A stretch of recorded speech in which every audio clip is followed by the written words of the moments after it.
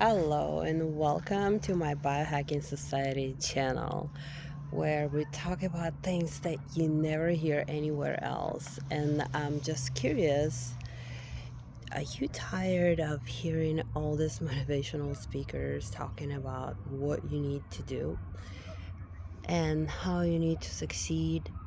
You stop watching TV, wake up early in the morning, do XYZ, do this. Well, um, here's the funny thing. This video is going to be very long, so you can listen to it while driving or operating heavy machinery. It's not going to put you to sleep, hopefully. But what I'm here to talk about is the the very basics of being healthy. And one thing I don't hear people say a lot is the importance of recovery. Because you can go to the gym every day, you can eat very, very good and measure out your protein, your macros, but if you don't have time to recover, which you do while you're sleeping, you will never grow muscle, you will never build your growth hormone, you will not see results. As a matter of fact, you will increase your cortisol level, which in fact will make you fat. So let's talk about poor us that unfortunately have only one faith living here in our modern society, is to be overweight, it's to be overstressed, and to be kind of like constantly comparing ourselves to all these successful people online, all these beautiful people online who we all know don't look like that in their real life. I met many celebrities in my life and they don't look as gorgeous, as fit as they look on the pictures, as they look on the videos. And now with AI, this is becoming even more fake out there. So what's important and what will make us really healthy and happy? And one of the things is I touched in my previous video is to not focus on anybody else and not compare yourself to other people. The other day I heard this interesting saying is confidence, high confidence equals low self-awareness, and and high self-awareness equals low confidence. Does that make sense? So the more confident you are, the more self-aware you are. Have you ever met a person that just made a sale or just won something and they just walk through kind of stepping on everybody's toes, and because they're so happy and they feel so confident, they don't realize they kind of hurting other people, and they could be very loud. Or and drinking is another example. The more you drink, the louder you get, and the more less self-aware you get, because you become more and more confident. This part of your brain is no longer working, and you become the best dancer in the room. You become the best looking person in the room to yourself. So to be able not pay attention to world around you is a skill. So it's not that you ignore everybody else and how they look, and it doesn't mean that you should let yourself go and not take care of yourself. It's the only competition you have is with your past self, and the only goal you might want to have is to become your better self. And your better self might not be a supermodel or the top 1%er, but it would be someone who's completely different from what you used to be. It would be someone who does things different and changes their habits. So our habits define us. Our habits are the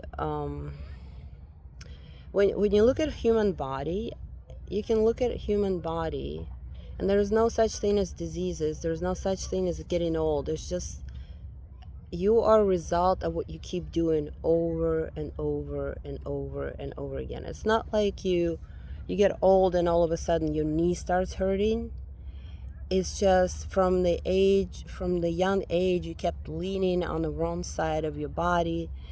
From the young age, you kept doing that repetitive motion, whether it's something you were doing for work, maybe it's something you were doing as an exercise and you were not doing it correctly, or it's something that a bad habit.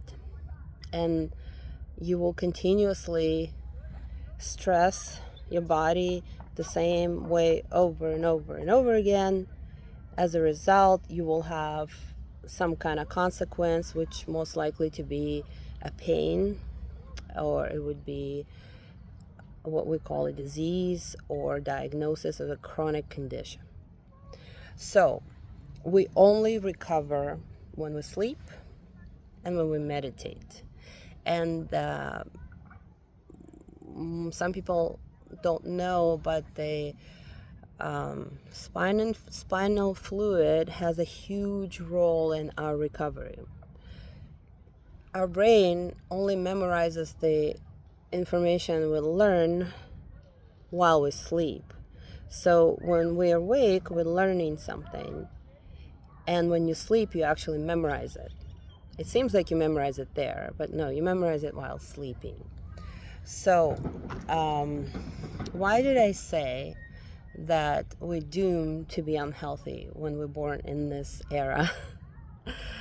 To find a person who has perfect health, we would have to go into areas that are far away from our modern society. Why is that? Number one, it's our relationships. We're forced to be on top of each other, big cities, traffic jams, driving cars, and constantly being in this fight or flight, eating while in fight or flight. How should we be eating?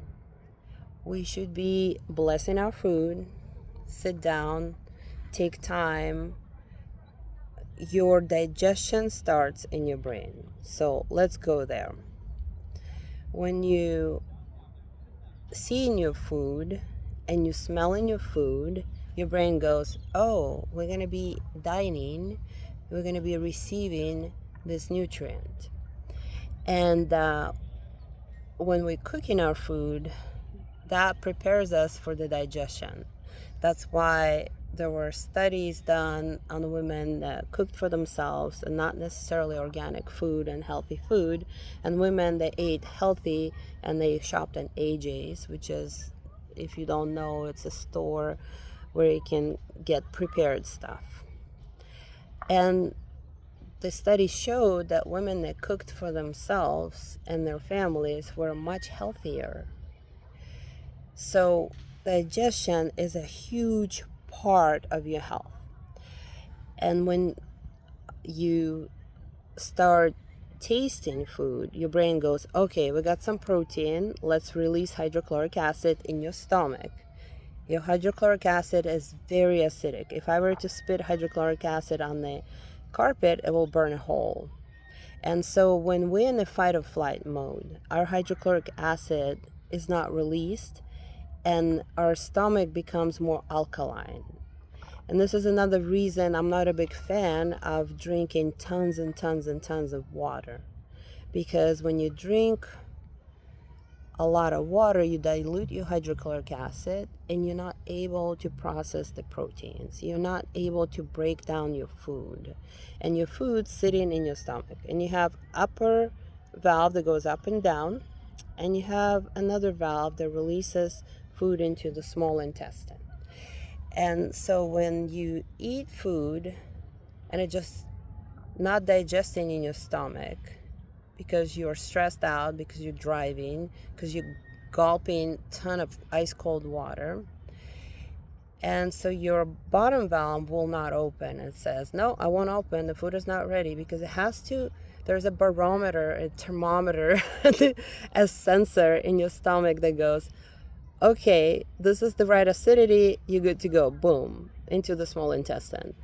But when you're stressed out, when you eating fast, you don't chew your food, you don't digest properly, and you're drinking a ton of water, or you mix wrong foods together, or sometimes people say you eat too many carbs, you will have acid reflux. So acid reflux is basically this food is not opening, this valve is not opening up, this food is sits and ferments, and the only way out is this valve. And so this valve will open to relieve the pressure, and whatever contents you have in the stomach goes up into your esophagus and start burning it, because it's way too acidic for our esophagus. Our esophagus is soft tissue. It's not designed to hold something that can burn a hole in the carpet.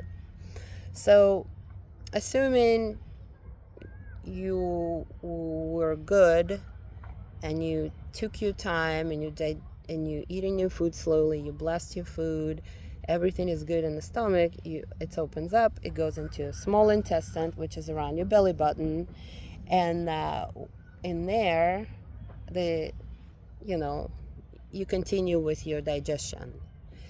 And then from the small intestine, it goes into a large intestine, and large intestine goes all around here and comes out.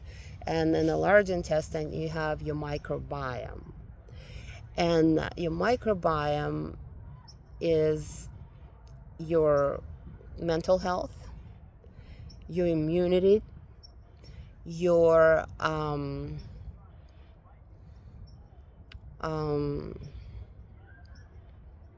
there's just so many factors that microbiome can determine how fast you can lose weight. And there are studies that overweight women were given just a certain type of probiotic, and it helped them to lose weight without making any other changes in their life. So do you see how important digestion is? Do you see how digestion plays such a huge role in whole entire body? And if you struggling to lose weight,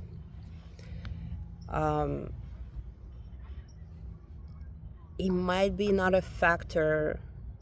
You might exercise plenty, maybe you over exercise, but taking a look at your digestion, do I have time to eat? Am I relaxed when I eat? Do I eat foods that trigger sensitivity, or do I eat foods that feel really good and I don't feel bloated or gassy afterwards? How do I feel after I eat this meal? And a very good way to check to see if you ate the proper meal that are good for you, because everyone is different. For example, some people can tolerate a lot of carbs and they're fine. Some people better with higher fat in their diet, and other people better with lots of protein. And that's why all these diets become popular, like carnivore diet, like keto diet, like a paleo diet. But it's not perfect for everyone, but it become popular because certain people do so well with that. So you have to determine which diet is good for you. And how do you do that?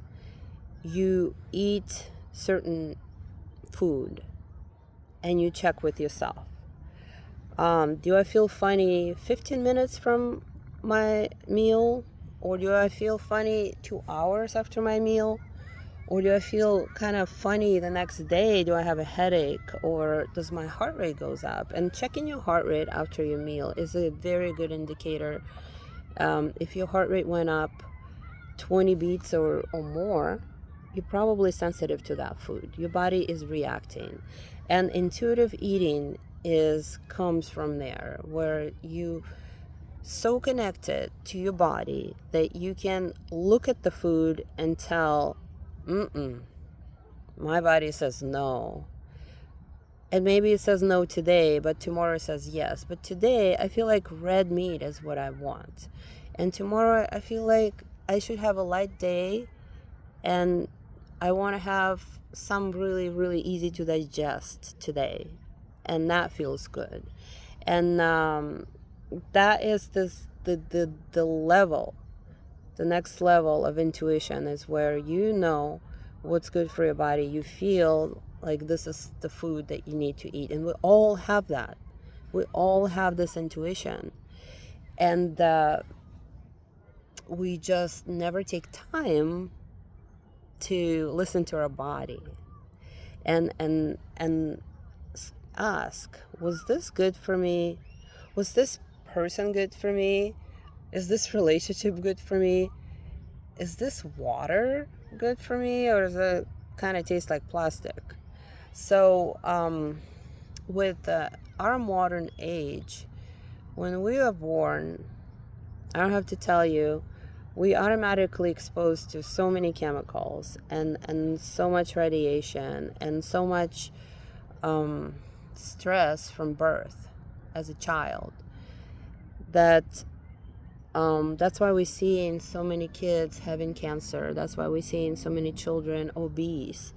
And it might not be what they eat.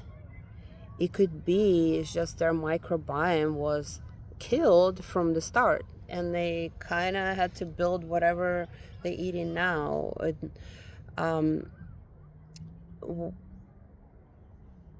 The children are indication. When we look at the children we have, the generation we have today, is the indication what the rest of the country is doing, because they're so sensitive and they're so receptive, and they're very, very reflective on our lifestyle in the society.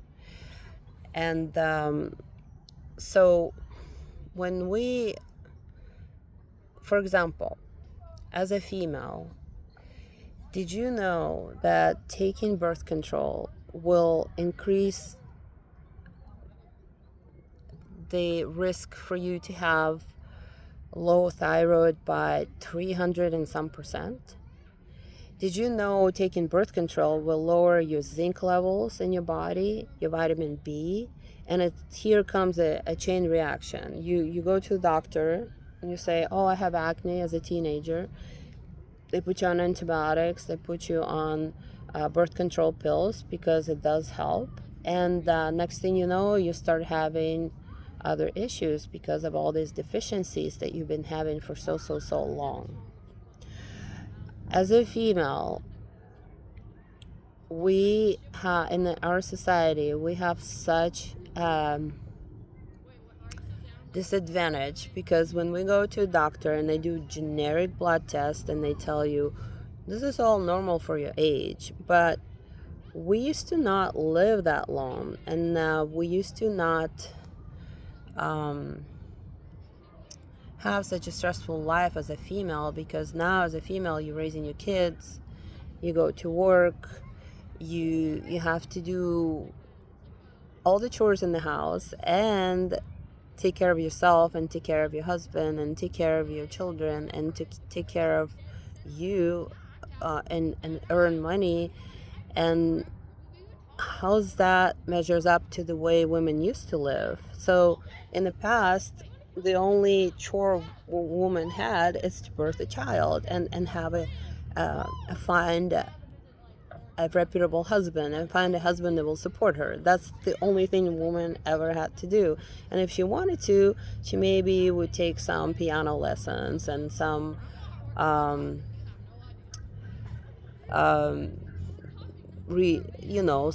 languages or things like that. But we never had to do so many chores as a female. So as a female in the modern world, we're not designed to handle so much stress. We're very, very vulnerable to stress, and stress drops our hormone levels.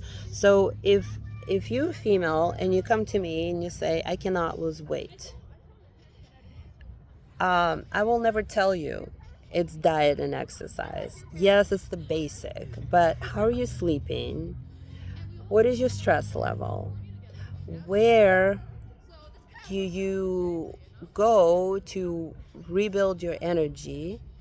And where are your hormones? Because if your hormones are whack,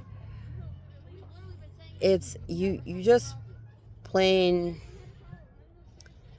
you're just trying to catch up with something that will never happen. Never happen. You have to make sure your hormones are up to date. You have to make sure your testosterone, I'm sorry, there's really loud kids here.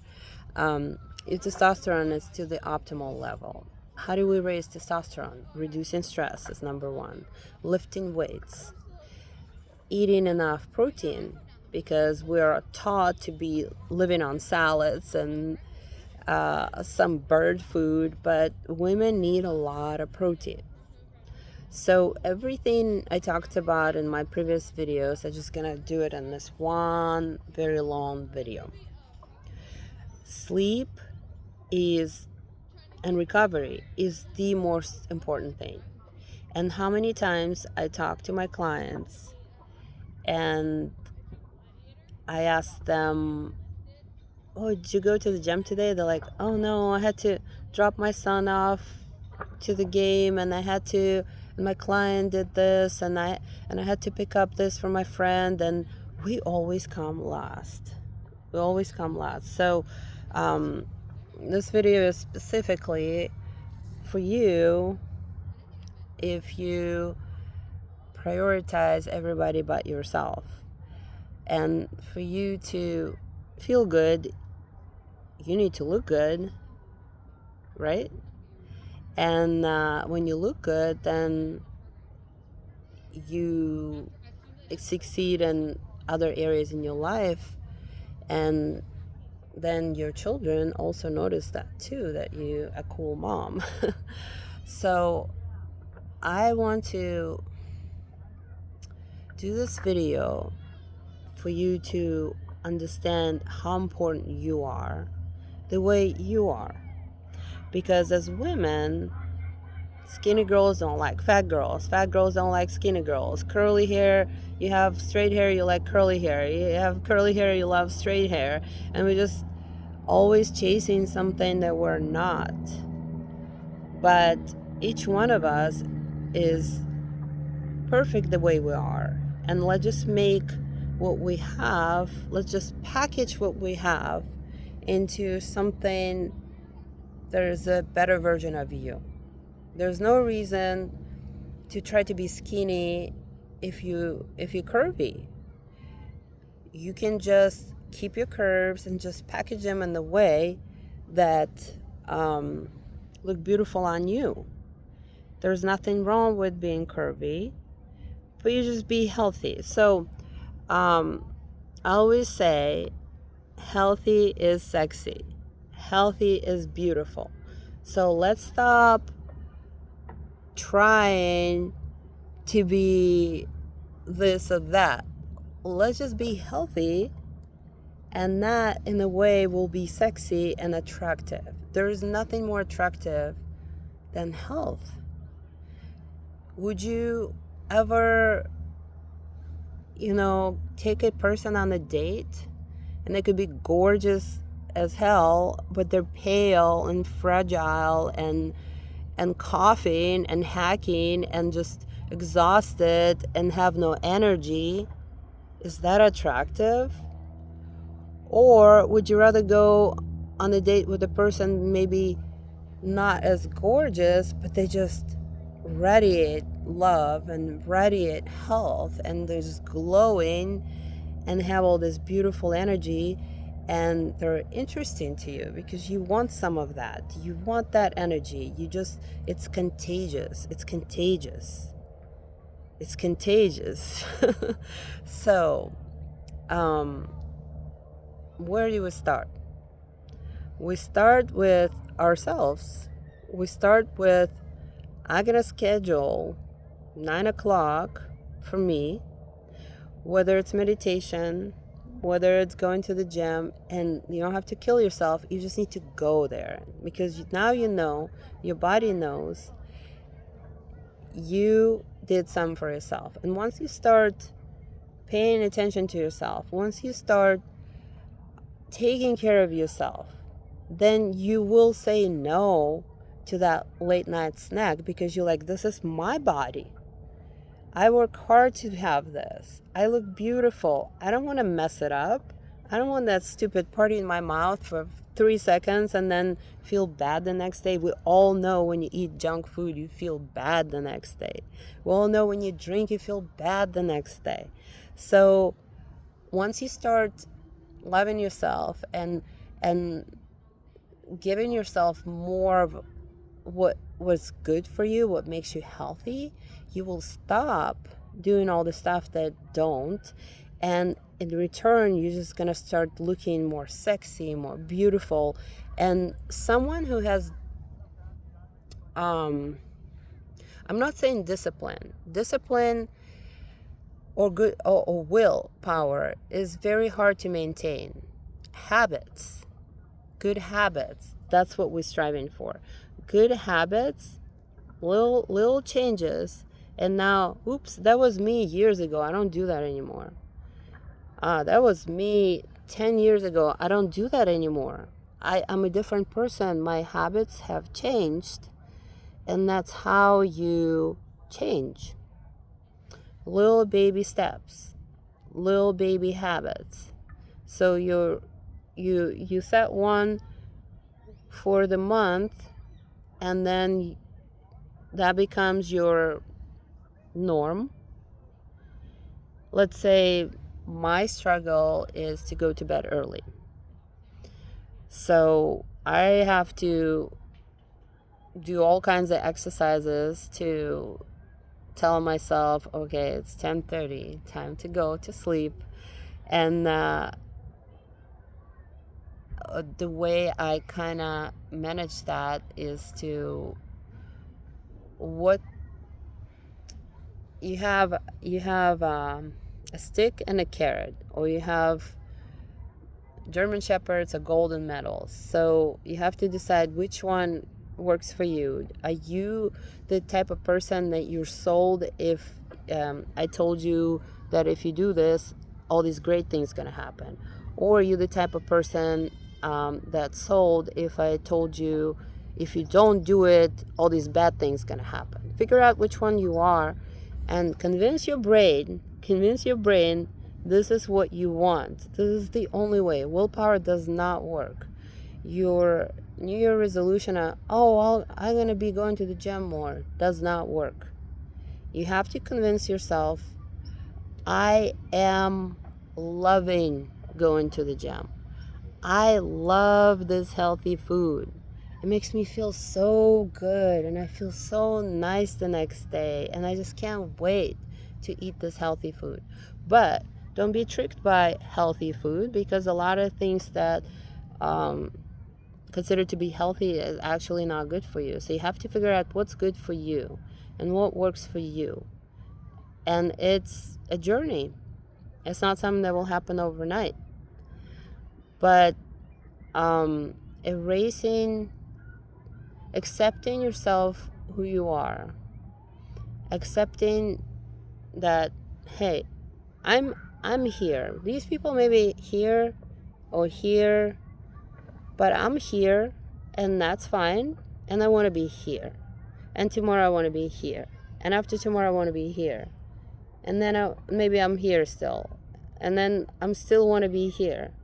And eventually you will see it's an easy, slow way to get to the top. Ciao.